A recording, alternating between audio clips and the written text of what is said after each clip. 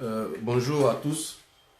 Comme convenu, j'espère que le son passe et que vous m'entendez. Vous m'entendez. Euh, donc, je ne sais pas si vous m'entendez bien et puis si la connexion est bonne, elle balance un peu. Donc, comme je disais, l'objectif c'est d'analyser avec vous la stratégie, en tout cas l'interrogatoire du général Mangou et les différentes stratégies de défense et de l'accusation et et de la défense. Voilà, c'est à cet exercice-là que je souhaite me livrer ce matin.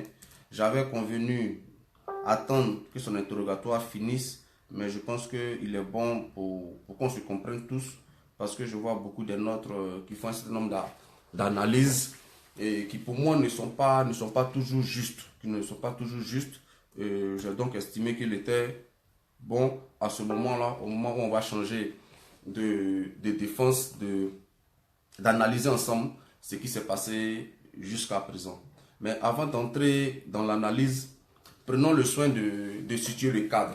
Voilà, situer le cadre des différentes accusations qui sont portées, des charges, disons, qui sont retenues contre le président Laurent Gbagbo et le ministre Charles Blé Goudé. Voilà. Donc, il y a 4 charges qui sont retenues. Les charges sont au nombre de 4 et je vais vous les rappeler avant que nous ne débutions l'analyse. Parce que c'est autour de ces charges-là que les deux sont jugés. Rien que autour de ces charges et autour de rien d'autre. Donc, quelles sont les charges pour lesquelles ils sont jugés? La première charge, c'est, disons, la répression supposée de la manifestation des partisans de Ouattara lorsqu'ils tentaient d'installer un nouveau directeur général de... Allô, la connexion balance. Est-ce que si la connexion balance, vous me dites pour qu'on puisse l'arrêter et trouver une meilleure connexion? Est-ce que la connexion est bonne?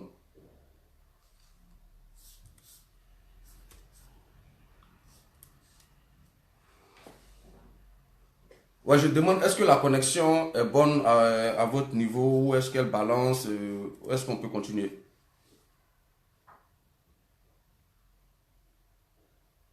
Ok.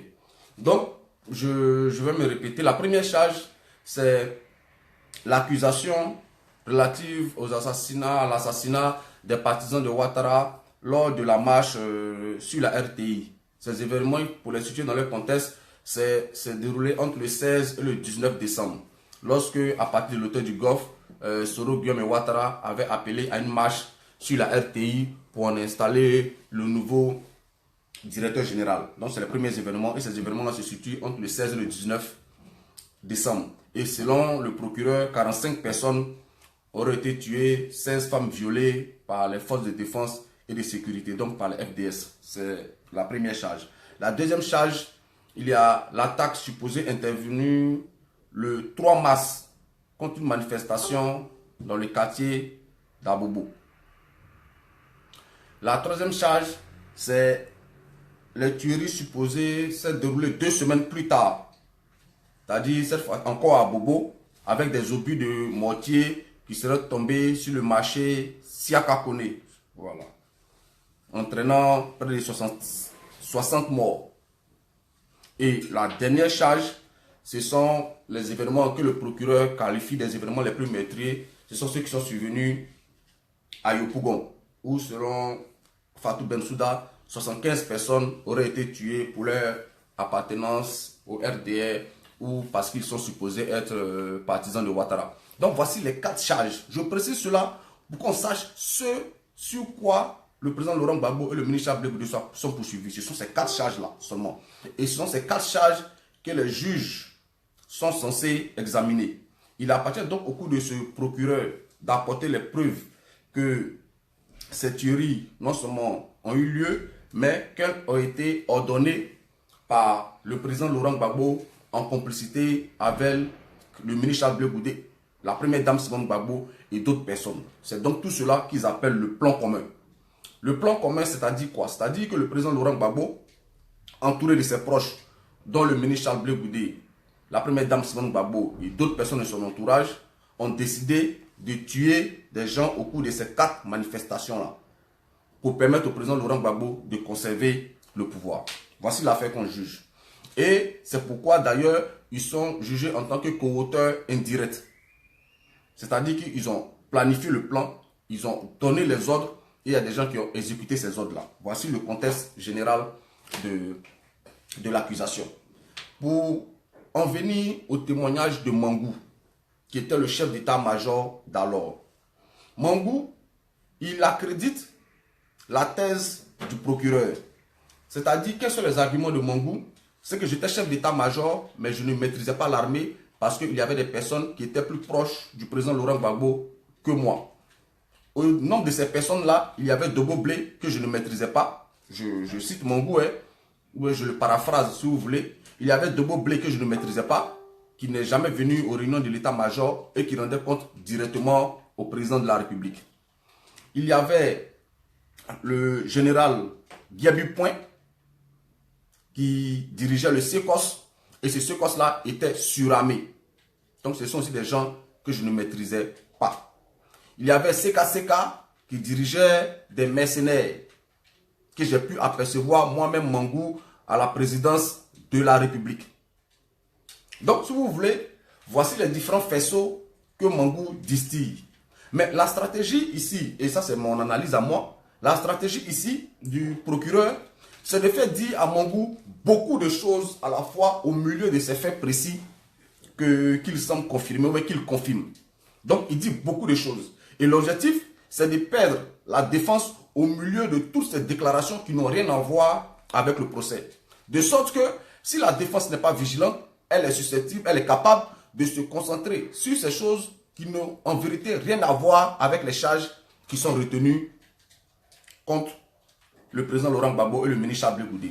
Il parle donc de ses relations avec Dogo Blé qui n'ont rien à voir avec l'affaire qui est instruite.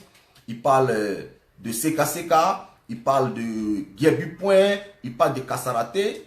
Donc il dit beaucoup de choses à la fois. Et l'objectif, c'est de nous perdre, nous qui observons ce procès, mais aussi les avocats de la défense, dans un flot de paroles et d'oublier d'en venir aux faits exacts pour lesquels le président Laurent Gbagbo et le ministre Chablé Goudé sont poursuivis.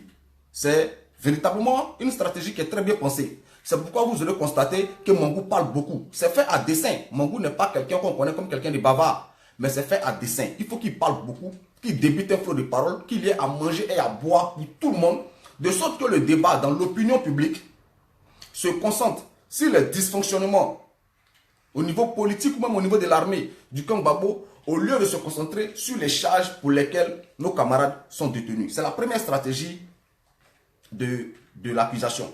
Mais en même temps, cette stratégie, elle a le mérite de confirmer les thèses qui sont retenues contre nos détenus. Donc, il confirme les thèses.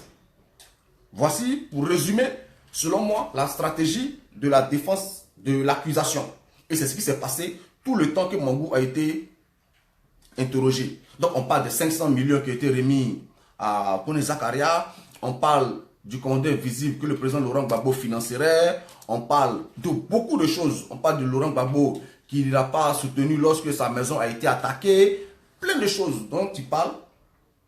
Mais le seul but de tout ça, parce que sachez que Mangou a été coaché, il a été préparé. C'est l'un des témoins les plus importants de l'accusation et il a été préparé par l'accusation avant de venir témoigner. Et donc, tout ce qu'il raconte tout autour, c'est juste pour créer, encore on appelle ça des faisceaux, mais pour emporter les gens vers les sujets moins utiles, moins importants, moins déterminants pour la suite du procès. La preuve, c'est que depuis plusieurs jours, on débat sur les 500 millions remis à Zakaria, on débat sur ses relations avec Kone Zakaria et autres, mais on a oublié les 4 chefs d'accusation que j'ai tenu à rappeler au début de ma vidéo. Ça, c'est le premier, c'est la première stratégie. Et c'est pourquoi, jusqu'à présent, je suis resté concentré sur les 4 chefs d'accusation, parce que c'est pour ça que le président Laurent Gbagbo est poursuivi. Je vous prends un exemple simple. Supposons que le président Laurent Gbagbo ait fait assassiner des gens à Tiébissou lors de la crise post-électorale. Supposons que ce soit vrai. Ce n'est pas ce qui est jugé actuellement. Ce qui est jugé, c'est qu'on dit Laurent Gbagbo, Charles Blé Goudé, ont fait assassiner des gens sur 4 événements. Voici les 4 événements. Et donc, c'est sur ces 4 événements-là que l'accusation doit se concentrer. Et ce sont ces 4 événements que la défense doit se charger de démontrer. Donc pour ceux qui disent que Mangou n'a pas incriminé Gbagbo, Mangou, non, Mangou l'a fait, mais de manière très intelligente. De manière très intelligente. Parce que quand Mangou dit que ce sont les civils qui partent acheter des armes, ça veut dire que lui, le chef d'état-major, il n'est pas informé des armes qui sont achetées. Ça confirme toute la thèse du plan commun et donc d'un fonctionnement d'une armée parallèle à côté. Donc un civil achète des armes que ce civil-là remet à Dogbo Blé et Guébu Point. Vous voyez? Et tout se passe sans que lui, Mangou, chef d'état-major, ne soit informé. Et il le dit. Il dit, j'attendais des munitions que je n'ai jamais reçues et je vois que des gens ont des munitions. Il dit, j'attendais des armes que je n'ai jamais reçues et je vois que des gens ont des armes. Donc voilà. Donc dès l'instant où Mangou, en tant que chef d'état-major, n'est pas informé de l'achat des armes, il n'est pas informé de la dotation en munitions d'une partie de l'armée, ça veut dire que le président Laurent Gbagbo et son entourage qui ont planifié le plan commun se passent donc des services de Mangou et ils ont une armée parallèle qu'ils ont installée et c'est avec cette armée parallèle-là que ces gens-là travaillent. Voici, si vous voulez, l'argumentaire de Mangou. Il ne le dit pas ouvertement, mais voici la thèse qu'il accrédite. Donc tout ce qu'il dit par la suite, c'est, si vous voulez, c'est pour nous distraire tous, pour qu'on se concentre dessus. Voici la thèse qu'il accrédite. Une fois qu'on a fini avec la stratégie de l'accusation, revenons à la stratégie de la défense. Parce que sur la stratégie de la défense, j'ai aussi entendu beaucoup de choses. Les gens disent pourquoi Mangou ne l'interroge pas comme ça, pourquoi, Maître Atit ne l'interroge pas comme ça, pourquoi il n'est pas interrogé ainsi. Je vais vous dire que nous qui sommes observateurs, qui sommes politiques, qui sommes partisans du président Laurent Gbagbo et qui suivons ce procès, nos intérêts ou bien notre perception des choses ne coïncide pas forcément avec le travail de la défense. Et je vais vous expliquer. On va prendre l'exemple banal. Si Mangou déclare par exemple à la barre que le jour que le président Laurent Gbagbo a été arrêté, il portait une chemise rouge, nous tous qui avons vu la vidéo de l'arrestation du président Laurent Gbagbo, nous nous attendons à ce que Maître Atit le coince sur cela. Pour lui dire non, en fait tu es un menteur parce que le jour que le président a été arrêté, il portait une chemise pagne plutôt verte. Et que Maître Atit présente la vidéo de l'arrestation du président Laurent Gbagbo pour confondre Mangou. En fait, nous, on souhaite que Mangou soit humilié. En fait, voilà. Ça, c'est nous, notre souhait en tant que partisan du président Laurent Gbagbo. Mais Maître Atit, en tant que défenseur du président Laurent Gbagbo, ce n'est pas lui son intérêt. Donc, quand Mangou ment sur des choses qui ne sont pas importantes dans le cadre des charges, Maître Atit n'a pas à perdre le temps dessus. Ça, c'est ce qu'il faut déjà savoir. Parce que s'il va sur ce terrain-là, il va perdre du temps. Et vers la fin, il ne pourra plus entrer dans le fond des choses. Mais qu'est-ce que Maître Atit a réussi à arracher à Mangou? Et on va analyser ensemble l'interrogatoire de Mangou. Mangou a reconnu, en ce qui concerne Guébu Point, que c'est lui qui a proposé au président de la République la création du SECOS. Mangou l'a reconnu. Il a reconnu que c'est lui qui a proposé au président Laurent Gbagbo de nommer Guébu Point à la tête du SECOS. Mangou l'a reconnu. Mangou a reconnu que c'est lui qui a écrit le fonctionnement du SECOS. Il a reconnu aussi lors de son interrogatoire. Donc, en résumé, c'est quoi? Mangou a proposé au président Laurent Gbagbo de créer le SECOS. Il a proposé au président Laurent Gbagbo la personne qui doit diriger le SECOS. Il a proposé au président Laurent Gbagbo le fonctionnement que doit avoir le SECOS. Ça, c'est la première des choses. Donc, et en même temps, Mangou veut faire croire que le SECOS fait partie du plan commun. Donc, une création de Mangou, qui est le SECOS, se retrouverait donc dans le plan commun. Ça, c'est la première des choses qui montre que le monsieur ne sait pas trop de quoi il parle.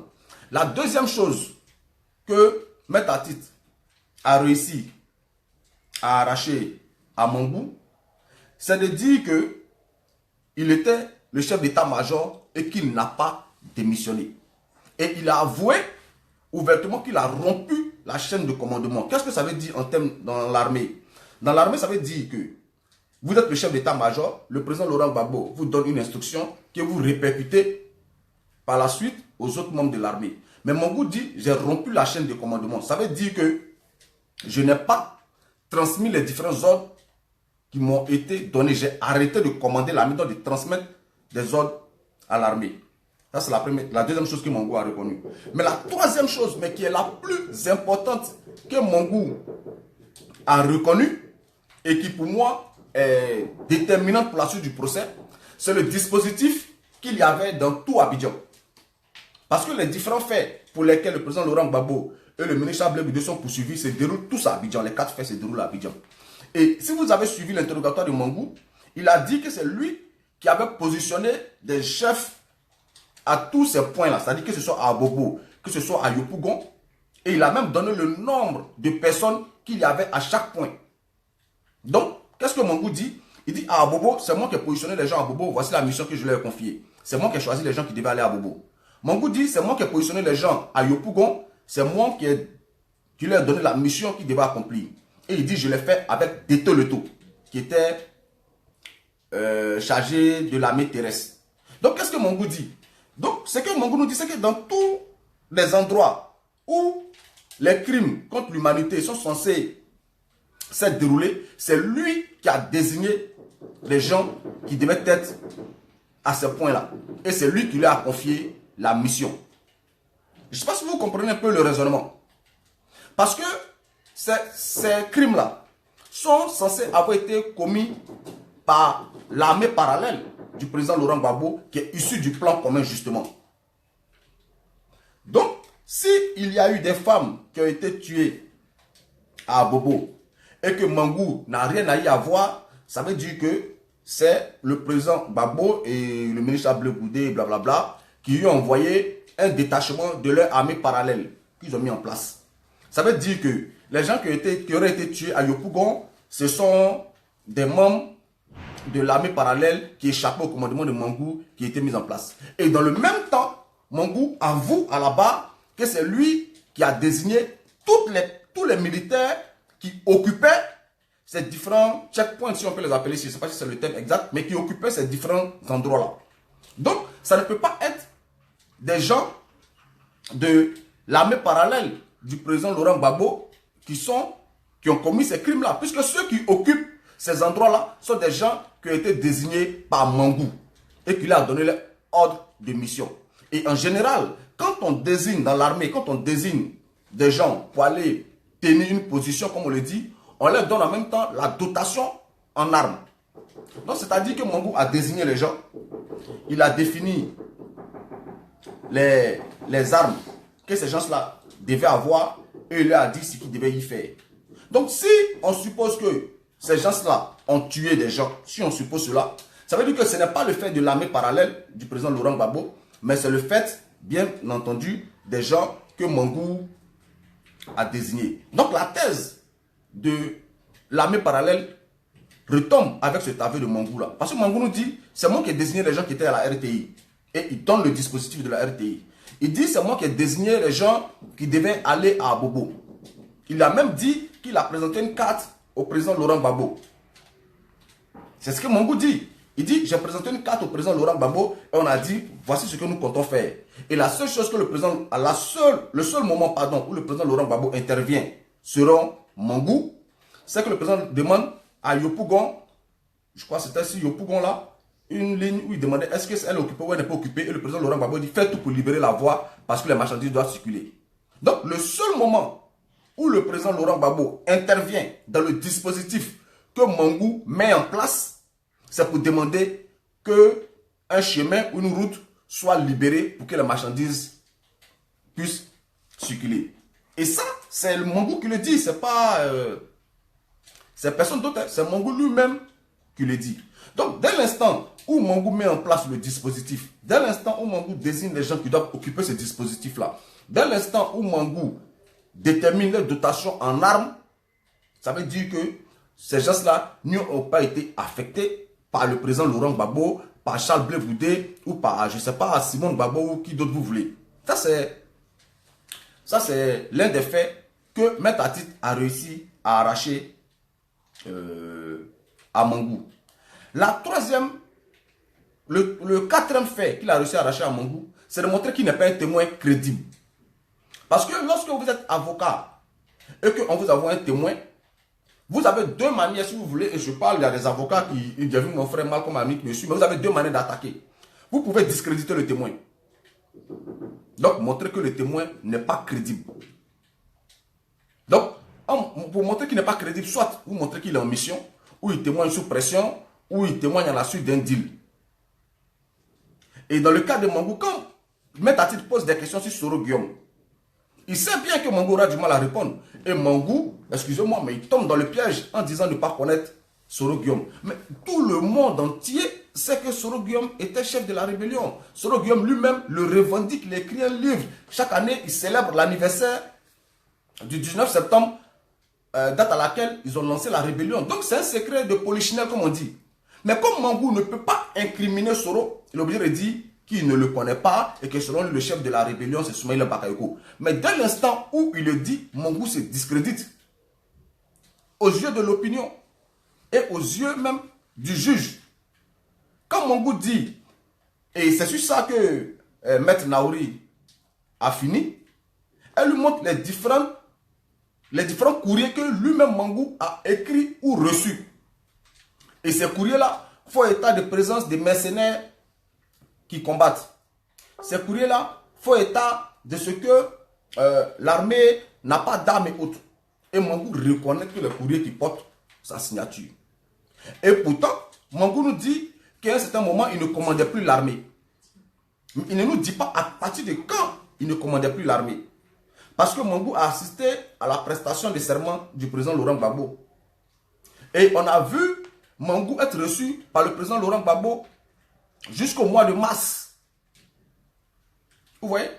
Là, une d'autres choses que le Maître Atit a réussi à arracher à Mangou. Mangou dit, selon lui, il ne le dit pas ouvertement, mais il insinue, c'est que ce sont des partisans du président Laurent Gbagbo ou bien l'armée parallèle qui a attaqué son domicile. Et il va même plus loin en disant que Charles Blé Goudé est venu me donner le baiser de Judas. Donc ça veut dire quoi? On va se mettre dans la tête de Mangou. Donc il y a l'armée parallèle de Gbagbo qui attaque donc la maison de Mangou. Certainement pour le tuer. On va supposer ça. Mangou réussit.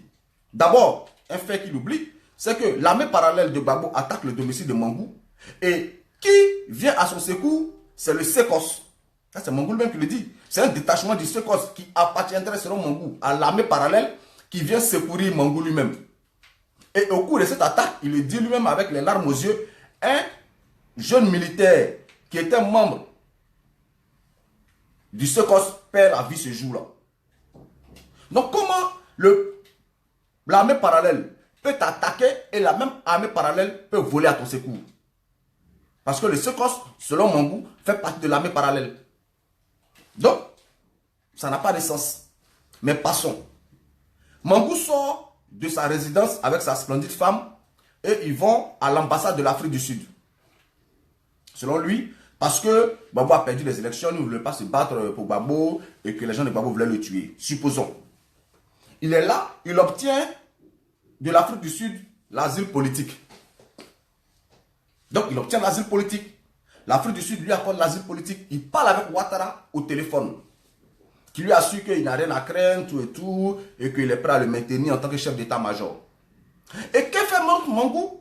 Il sort de l'ambassade de l'Afrique du Sud, où Dogbo Bleu vient le récupérer et il se rend à la résidence du président Laurent Gbagbo. Mais ça n'a pas de sens. Comment des gens qui ont déjà essayé de te tuer en attaquant ton domicile, tu as trouvé refuge à l'ambassade de l'Afrique du Sud, et tu sors de là, et tu prends, c'est Dogbo Blé qui t'accompagne encore à la résidence du président Laurent Gbagbo. C'est-à-dire que chez le chef bandit, c'est-à-dire que celui qui a ordonné de te tuer, on t'accompagne à son domicile. Où il y a même, c'est-à-dire qu'en l'absence de témoins, parce que c'est Dogbo Blé qui va te récupérer, donc Dogbo Blé a la possibilité de t'éliminer en route avant d'arriver chez le président. Mais non, Dogbo Blé le transporte, il l'envoie jusqu'à chez le président à la maison. Ils finissent là-bas, c'est Dogbo Blé encore qui le transporte. Donc comment des gens qui ont essayé de te tuer et tu as pu t'échapper pour te réfugier dans une ambassade, comment est-ce que tu vas encore te livrer à eux et tu entres même dans l'antre du loup, c'est-à-dire que chez le président Laurent Gbagbo, c'est lui qui dirige cette armée parallèle qui veut te tuer. Vous voyez que ça n'a pas de sens. Mais c'est ça le menteur, le problème. Quand tu mens, il faut avoir beaucoup de mémoire pour pouvoir te rappeler tes différents mensonges. Donc voici entre autres quelques contradictions qui sont contenues dans les propos de Mangou et que la défense a réussi à faire ressortir. Donc, qu'est-ce qui se passe ici?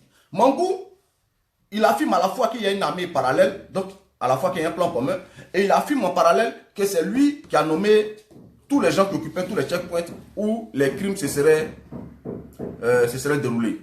Mangou affirme que le président Laurent Gbagbo voulait le tuer, et en même temps, il confirme que lorsqu'il est sorti de l'ambassade, la première personne chez qui il est parti, c'est chez le président Laurent Gbagbo à la maison, et qu'il était transporté par Dogo Blé, qui est l'un des chefs de cette armée parallèle-là. Qu'est-ce que Mangou confirme? Il dit qu'il arrive à la résidence, le président Laurent Gbagbo le reçoit, et que le président Laurent Gbagbo le reçoit avec tous les chefs militaires. Tous les chefs militaires de l'armée.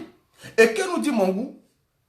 On lui dit, mais pourquoi ce jour-là, tu n'as pas dit au président Laurent Gbagbo que les Sud-Africains et autres voulaient le tuer? Il dit, je n'ai pas eu le courage.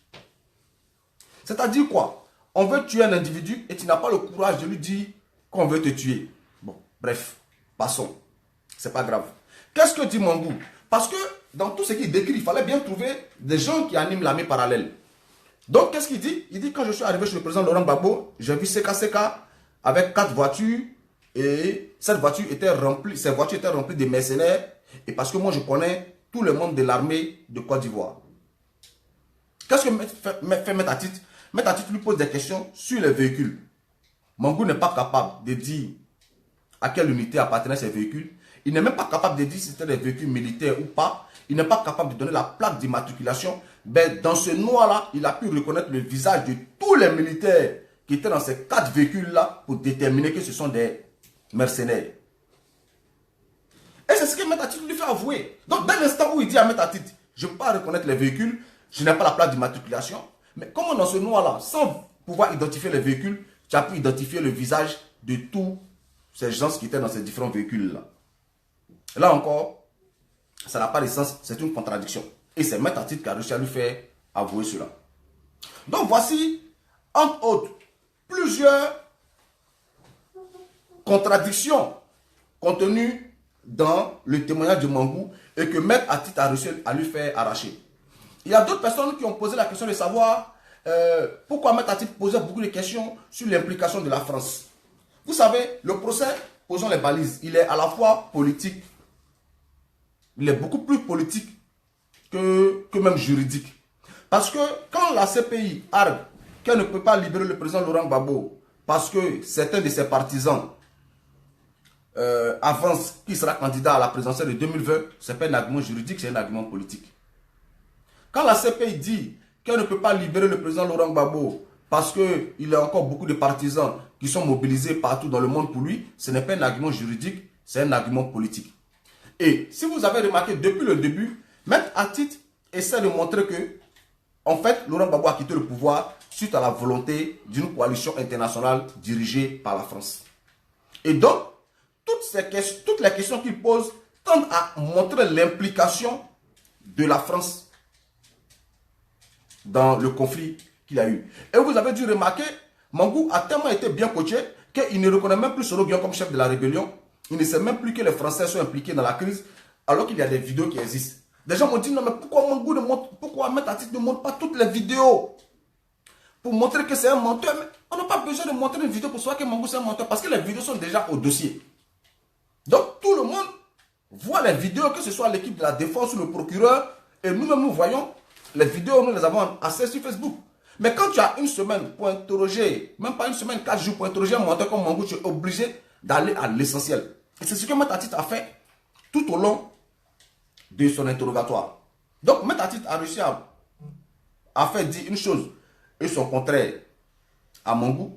Et il a réussi à discréditer l'individu qui dit ne pas reconnaître Soro Guillaume. Et pourtant, il y a des vidéos qui existent où il menaçait Soro Guillaume. Donc comment tu peux menacer quelqu'un que tu ne connais pas? Oui. Il dit qu'il a reconnu CK avec beaucoup de miliciens dans le noir, mais qui n'est pas à mesure de décrire les véhicules dans lesquels ces miliciens-là étaient. Donc, il est plus facile pour Mangou d'identifier des visages que d'identifier des véhicules. Ça n'a pas de sens. Donc, voici ce à quoi a consisté l'interrogatoire. Selon moi, ça c'est ma perception des choses, de de mettre à titre. Et donc, en principe, il a fini avec le témoin. Parce qu'il s'est contredit tout le long de son interrogatoire. Tout ce qu'il dit à côté, 500 millions, Djaby Point ne me respecte pas, Double me manque de respect. Tout ce qu'il dit à côté, c'est pour nous faire perdre le temps et pour nous éviter de nous concentrer sur l'essentiel. Parce que, regardez l'interrogatoire de Mangou. Il n'a pas pu prouver que le président Laurent Gbagbo a ordonné de tuer 45 personnes lors de la marche sur la RTI. À aucun moment, il ne dit que c'est le président Laurent Gbagbo qui a décidé du dispositif. À aucun moment, il ne dit que c'est Dobo Blé ou Djaby Point qui ont décidé du dispositif. Il dit bien au contraire. Il dit le jour de la marche des militants du RDS sur la RTI, c'est moi qui ai décidé du dispositif qui devait y avoir dans tout Abidjan. Donc c'est Mangou. Donc s'il y a eu des 45 personnes qui ont été tuées lors de la marche de la RTI, pardon, c'est Mangou qui doit nous rendre compte, c'est lui qui doit nous dire qu'il les a tués, c'est lui qui a mis en place le dispositif. Mangou n'a pas été à mesure de nous prouver que le président Laurent Gbagbo ou un membre de son armée parallèle a décidé le 3 mars là de tuer des gens à Abobo. Dès le contraire, Mangou dit nos hommes étaient à Bobo, nos hommes avaient du mal à se battre parce que les membres du commando invisible étaient confondus aux populations. C'est-à-dire que Mangou sait ce qui s'est passé à Bobo. Mangou sait qui sont les militaires, qui sont les chefs de l'armée qui étaient à Abobo. Donc s'il y a eu des gens qui ont été tués ce 3 mars là, 2011 à Abobo, c'est Mangou qui est bien placé pour nous dire, parce que c'est lui qui a désigné des gens qui étaient à Abobo ce jour-là.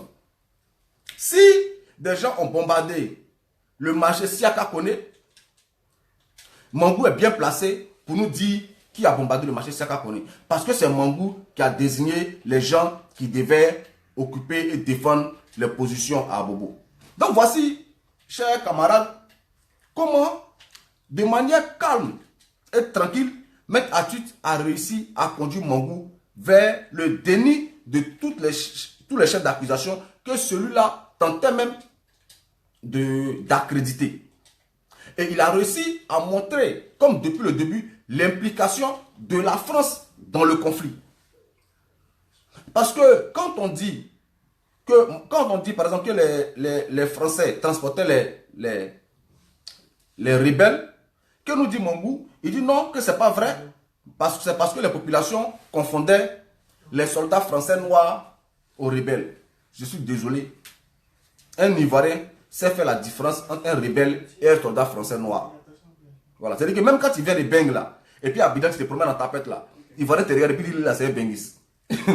Oui, non. Donc, c'est pas la confusion qu'on va faire entre un rebelle et un soldat français qui serait noir. Donc, voilà. Donc, si vous voulez, voici le tour que la défense du président Laurent Gbagbo a fait. Maintenant, et ça c'est mon analyse des choses, on en arrive maintenant à la défense du ministre Charles Blé Goudé. Vous voyez? Et je le répète, c'est ma perception des choses à moi. Parce que moi, je ne parle pas avec les différents avocats. Et même quand on a la possibilité de parler, on ne parle pas du procès pour des raisons que vous pouvez deviner parce qu'ils sont tenus par le secret de l'instruction. Mais, si vous voulez, la défense du président Laurent Gbagbo a fini de baliser le chemin. C'est-à-dire qu'elle a réussi à enfermer Mangou en 4 murs. Il appartient à la défense maintenant du ministre Blé Goudé de l'achever. Et comment est-ce qu'elle va l'achever? Et vous avez remarqué, Maître Knops, il a commencé aujourd'hui en précisant la nature des combats qui se déroulaient à Abobo. Pourquoi? Parce que toute guerre a des règles. Toute guerre répond à des règles. Et quand on affronte des gens qui ne respectent pas les règles de la guerre, il n'y a pas de raison que ceux qui respectaient les règles de la guerre soient à la CPI et que ceux qui ne respectent pas les règles de la guerre et qu'on connaît n'y soient pas. Et vous avez vu, les premières questions de Maître Snop avant de passer la parole à Maître Ndri, il a dit, qu'est-ce que vous combattiez à Bobo? Comment se déroulaient les combats? Et Mangou, excusez-moi, mais il n'a même pas l'intelligence de dire, je ne sais pas comment ça se déroulait. Parce que c'est là-bas qu'il y a eu les plus grands crimes. Mais il arrive à décrire comment les combats se déroulaient, comment son armée souffrait là-bas. Mais tu ne commandes rien. Comment est-ce que tu peux décrire comment les combats se déroulaient? Tu dis que tu ne dirigeais pas l'armée et que tu as rompu la chaîne de commandement. Mais comment tu sais les problèmes que l'armée rencontrait à Bobo? Comment tu sais que les rebelles ou bien les membres du commandement invisible étaient camouflés? Comment tu arrives à voir tous les détails des combats à Bobo avec les embuscades tendues FDS et autres? Tu ne diriges rien selon toi. Tu ne diriges pas l'armée. Comment tu sais qu'on tend des embuscades au FDS à Bobo? Comment tu sais qu'il y a des morts? Ça n'a pas de sens. Et Maître Snot est en train de l'envoyer vers un autre cheminement. Mais je ne vais pas trop analyser cette partie comme si ce n'est pas encore fait. Mais la défense de Charles Blé Goudé va totalement l'achever. Montrer que Mangou, ce qu'il a fait au cours de cette crise-là, c'est de jouer sur les deux tableaux. Voilà, elle est revenue. Donc, ce que la défense du ministre Charles Blé Goudé va montrer maintenant, c'est juste que Mangou est un menteur et que tout ce qu'il a dit sous pression. Il a dit, et Maître Atit a fini par l'une des questions les plus intelligentes de ce procès-là. Il lui a dit, est-ce que de tous les chefs militaires qui ont fait allégeance à Ouattara, est-ce qu'un seul est poursuivi en justice? Mangou a répondu, non. Vous voyez cette question-là, et la réponse sont très importantes. Je répète, Maître Atit lui demande, de tous les chefs militaires, est-ce que Dobo Blé a prêté allégeance à Ouattara? Il dit non. Maître Atit lui demande, est-ce que de tous les chefs militaires qui ont prêté allégeance à Ouattara, et un seul est poursuivi devant la justice? Mangou dit non. Ça veut dire quoi? Ça veut dire que la seule raison pour laquelle Mangou n'est pas poursuivi et pour laquelle il n'est pas en prison, c'est parce qu'il a prêté allégeance à Ouattara. La seule raison pour laquelle Dobo Blé, CKCK, ABI, Vamba Fossini et autres sont en prison, c'est parce qu'ils n'ont pas prêté allégeance à Ouattara. Ça veut dire quoi? Ça veut dire que les poursuites engagées, que ce soit par la justice nationale ou par la justice internationale, ont des motivations politiques. Elles sont à géométrie variable en fonction de ce que l'on se couche devant Ouattara et la France ou pas. Et c'est sur ça que Maître Atit a pratiquement fini. Donc quand on a fini de dresser un tel tableau de l'individu, il est cerné. Et vous voyez, c'est comme on dit qu'il faut à quelque chose malheur est bon. Avant que le ministre Blé Goudé ne soit transféré à la CPI, la défense était confrontée à deux parties. C'est-à-dire il y avait l'accusation, donc Bensouda et son bureau, et il y avait le bureau des victimes, supposé des victimes. Et à chaque fois, nous, on était en infériorité numérique, il s'agissait d'interroger, parce qu'ils avaient plus de temps que nous. Aujourd'hui, on a plus de temps que vous avez vu qu'ils ont interrogé une seule semaine et que nous, on a 2 semaines. Donc, les avocats de la défense, faut pas qu'ils ne sont pas là pour faire ce que nous, on veut, forcément, parce que c'est du droit et c'est de la politique. Il y a ce que nous, on veut, et puis il y a ce qui doit être fait pour faire aboutir la cause que nous défendons. Vous comprenez? Et donc, nous, on veut très souvent que Mangou soit humilié. Vous voyez? Qu'on montre qu'il ment, qu'il ne connaît rien, que c'est un menteur. C'est ce que nous, on veut, c'est notre souhait. Mais cela ne sert pas toujours la cause que nous sommes censés défendre. Mangou s'est discrédité totalement au cours de cette partie de son interrogatoire. Et la partie qui va venir maintenant, ce sera une partie où ils vont se parler entre Ivoiriens, ils vont rester sur les faits. Et je n'ai pas écouté Maître Ndri, je peux écouter Maître Bounon, je peux écouter Maître Zokousseri, mais je sais qu'ils vont plus se concentrer sur les faits bien précis, parce que la défense du président Laurent Gbagbo a pris le temps de baliser le terrain, d'enfermer Mangou dans ses contradictions. Le reste, c'est pour l'achever totalement, pour discréditer son interrogatoire. Donc on n'a plus besoin de faire sortir des vidéos et autres. Mangou sera discrédité et il a déjà commencé à l'être. Mais comme selon nous on ne l'humilie pas, on n'a pas intérêt à l'humilier, c'est un témoin. Et vous voyez que à chaque fois qu'on veut démontrer l'implication de la France, le juge a des poux en même temps. Il commence à se gratter, il commence à aller dans tous les sens. Non, on n'est pas là pour ça, on n'est pas là pour ça, on n'est pas là pour ça. Mais depuis le début, la stratégie de la défense, c'est de montrer l'implication de la France et de certaines puissances internationales dans la crise.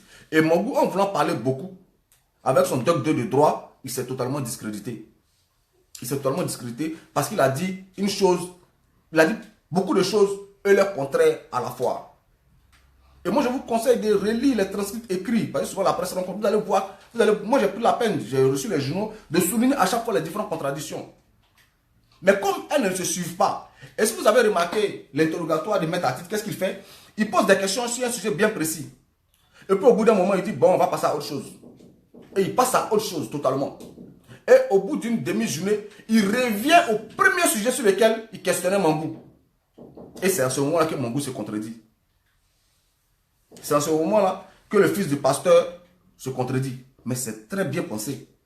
Parce que si tu finis sur le sujet avec l'individu, comme il est en train de mentir, il est facile pour lui de mentir. Mais si tu l'envoies, pour parler par exemple de football, et qu'à un moment tu l'envoies au basket, que tu le ramènes au football, il est susceptible de ne pas se rappeler de ce qu'il disait sur le football. Et c'est ce qu'Atit a fait tout le temps de son interrogatoire. Moi, à un moment, j'étais en colère. Parce que je disais, mais attends, le gars, il est déjà au bout là, achève-le. Mais c'était fait, j'ai fini par comprendre que c'est fait à dessein.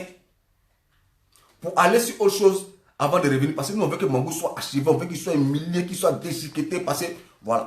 Mais bon, ça ne peut pas toujours se passer comme nous on veut. Et je vous l'ai dit, on verra si mes prédictions s'avèrent justes. Mais je pense que la défense du ministre Abdel Goudé va attaquer les faits bien précis. Des faits bien précis. Pour montrer que l'individu n'a fait que se contredire. Et jusqu'à présent, il n'a même pas montré à quel moment Abdel Goudé intervient.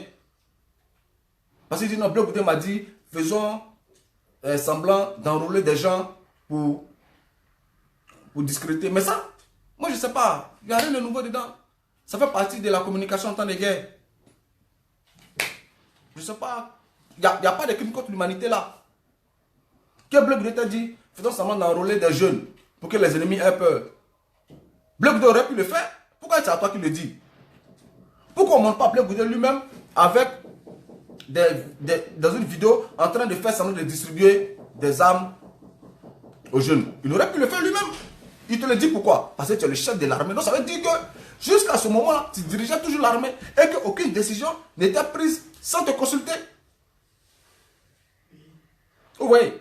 Donc bref, je ne vais pas être long. On va suivre l'interrogatoire de la défense de Blé. Mais je pense que ceux qui aiment le spectacle, ceux qui aiment, elle va plus répondre à leur attente. Parce qu'on va rentrer dans le cœur des différents sujets. Mais là, je peux vous assurer que Mangou, il est cerné totalement. Il est cerné totalement. Il est cerné totalement. Donc moi, j'invite tous les camarades sur la toile. Sachez que nous sommes sur la toile pour faire un travail politique. Vous voyez? Pour faire un travail politique. Nous sommes sur la toile pour mener un combat politique. Et souvent, moi je lis des analyses des camarades qui oublient qu'on est d'abord sur la toile pour faire un travail, un combat politique. Donc on n'est pas sur la toile pour démoraliser les gens. On n'est pas sur la toile pour décourager les gens. Et c'est pourquoi avant de faire une analyse, il ne faut pas commenter le procès comme un match de football. Où on pose une question, on dit, ah, belle réponse, comme je le disais hier, belle frappe de Atit, belle parade de Mangou. Ce n'est pas un match de football, c'est la vie des gens qui se joue. C'est la survie de notre pays qui se joue.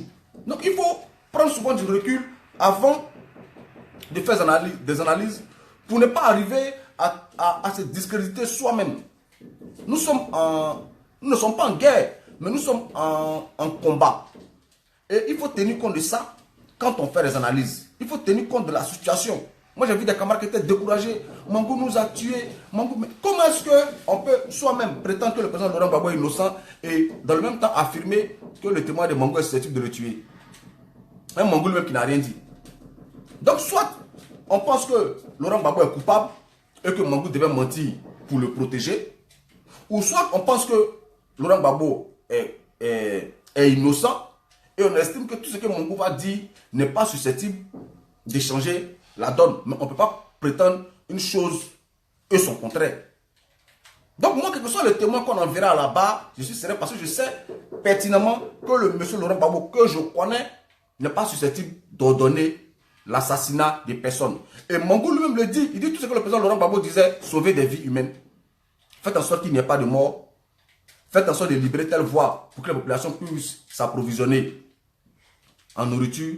Faites en sorte d'épargner les innocents. Et c'est le seul ordre que Mangou lui-même de sa bouche dit avoir reçu du président. Et Mangou a dit une dernière chose, et c'est sur ça que je vais finir. Il dit que dans l'armée, quand on te donne un ordre, c'est à toi de décider de comment est-ce que tu l'appliques. Et il dit lui-même, je crois que je ne sais plus, mais il dit, si par exemple moi Mangou, je dis à Deto de libérer, je ne sais plus si c'était à Bobo, il parlait à Bobo, s'il doit passer par le plateau, ou s'il doit passer par Adjamisa, c'est lui qui voit, mais moi j'attends le résultat. Donc, si on suppose que le président Laurent Gbagbo a donné l'ordre de libérer Abobo, comment est-ce que vous êtes parti libérer Abobo? Ce que vous avez fait à Abobo est de vous votre ressort.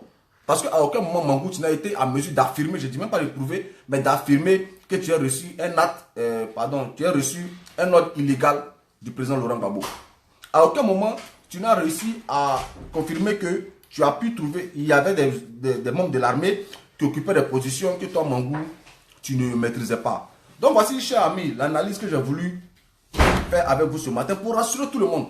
On est dans un procès, c'est compliqué. Le procès est à la fois politique et aussi juridique si on veut, mais pour moi il est à 80% politique et à 20% juridique.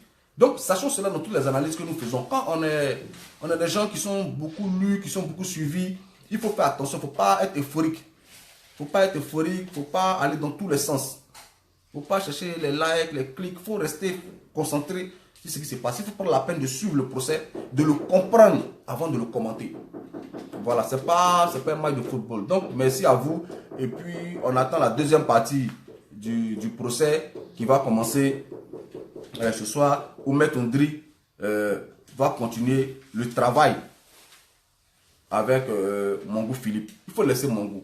Mangou a montré aujourd'hui que moi je suis dessus de Mangou. Voilà, c'est ça que je vais finir. Parce qu'aujourd'hui il est en train de humilier l'armée ivoirienne comme ça à la face du monde. Bon, lui je ne parle pas si s'humilie lui-même, ce n'est pas un problème.